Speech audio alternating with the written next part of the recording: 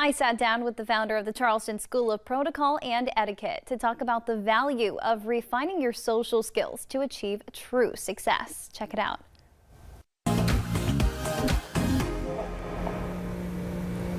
The Charleston School of Protocol hosts events, programs, certifications, and professionalism coaching to the people of Palmetto.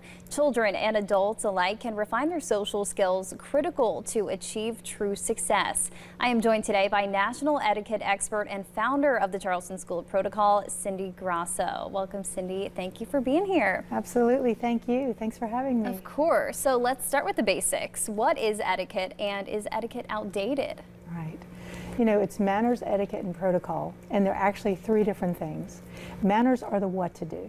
So if I walk into a room, I know that I probably have to shake someone's hand, or I probably have to introduce myself and maybe others, or I probably have to dine properly at a business function. So manners are the what. Etiquette is the how. I know that I have to shake hands, but actually, how do I do that? Or I know that I have to introduce myself, but how do I do it? And same thing with dining. I know that I have to dine properly at this table, but how do I do it? And then protocol is when. I know I have to shake hands, know how to shake hands, that's etiquette, and then protocol is when do I do it? So it's the same thing, it's when, how, and what, basically, are the three things. I find that most people are pretty good with, they know what to do, but sometimes they don't know how to do it. And that's really what etiquette is. And etiquette, sometimes people think that etiquette is stuffy or stodgy or outdated. But really, the number one suggestion of etiquette is you never embarrass anyone. And there's really nothing stuffy, stodgy, outdated, or uppity about that. It is really about grace and graciousness. And manners, etiquette, and protocol are really a matter of the heart. So no, it's not outdated. Good. It's always going to be in style. That's always going to be in style. And you think about something that the earliest writings of manners and etiquette and protocol were 2500 BC by the ancient Greeks. So you have to think something that's been around for that long, there's probably a good reason for it. Because you really can't have civilization without civility. Yep. You can't do it. I think when a lot of people think about etiquette, they think about rules and rule following. Can you talk about how rules kind of fit into this? Yes. You know, people really do think it's about the rules, and I always want to say, you know, it's really never been about the rules. It's always been about the relationship. And really all I talk about in everything that I do really is relationship and confidence, basically, because if you walk into a room, and going back to manners, etiquette, and protocol, if you know what to do, how to do it, and when to do it, in any situation, in any room in the world, quite frankly, that's confidence. As a matter of fact, the definition of confidence, Webster 1B, faith or belief that you are acting in a right, proper, and effective manner. And if we really peel the onion back on that, the right, proper, and effective manner really are rooted in manners, etiquette, and protocol.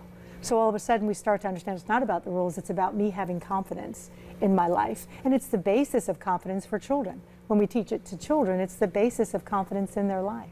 So it's so important. It's not about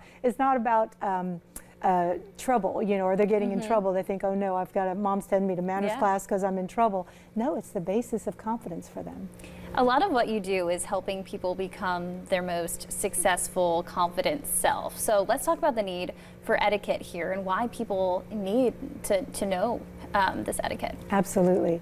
I think one thing that people don't really understand is that professionalism is really rooted in etiquette. It's really understanding how to do things, again, what, how, and when.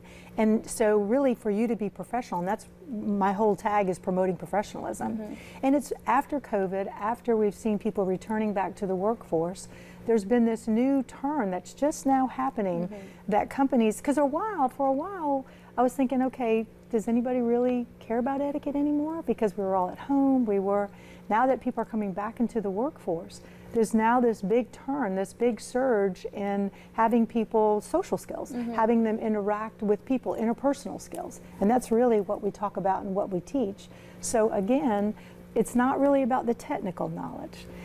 We know from studies that technical is about 15% of your success. You have to know what you're doing, but that's baseline. The 85% of where your success is coming from is really your interpersonal skills, or what I term polish. So it's kind of your treasure map, right, to success. And that's really huge for people. Yeah, and my last question to you, with everything going on in the world right now, everything that you see, Yes. What is your number one etiquette tip right now that you think we could all benefit from? Yes, I have a lot of them actually, but probably the biggest one is to always remember that this is a matter of the heart. And you know, yes, what I talk about is logical, but it's really a matter of the heart. And so today there's a lot of shifting sand. We don't always know. I mean, do I say Merry Christmas? Is it Happy Holidays? I mean, what do we say anymore? And so, but that shifting sand is always to remember that the intent, maybe you don't do everything perfectly, but again, never to embarrass anyone. It's one of the biggest ones, because today that's pretty easy to do. And just kind of understand that maybe I'm not doing it right, but my heart is right. So you have to kind of, you know, kind of maneuver a little bit on that shifting sand, and knowing that your intent is good, that you weren't trying to embarrass anyone, that you weren't trying to harm someone. And that's probably the biggest guideline right now, because things are shifting, things are changing, but respect and value, right, is extremely important, right? The number one thing that we look for in human beings behind food and shelter is the need to be important and the need to be valued. And so these things are a matter of the heart. I love that. Cindy Grosso, Charleston School of Protocol, thank you so much for being here. Thank you for having me. Thank you.